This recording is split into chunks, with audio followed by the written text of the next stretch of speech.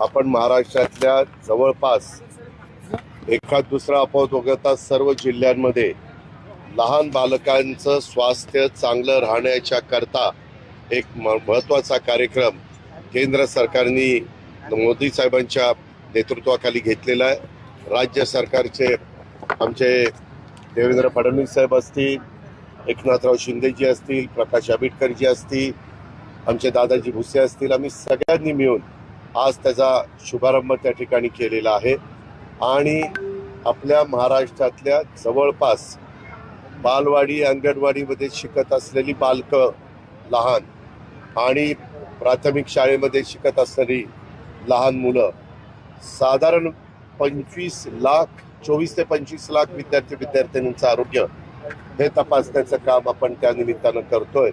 त्याच्यातून नक्की त्या बालकाला काही आजार आहे का, काही समस्या आहे का, त्याचं एकंदरीत आरोग्य चांगलं राहण्याच्या करता, निरोगी राहण्याच्या करता, ते सुदृढ बालक राहण्याच्या करता जी काही काळजी खबरदारी घेणं ही पालकांची जबाबदारी असते, तसं शासन म्हणून आमची पण जबाबदारी आहे। आणि म्हणून या वेगवेगळ्या विभागाला एकत्र करून हा कार्यक्रम आज सुरू केलेला आहे।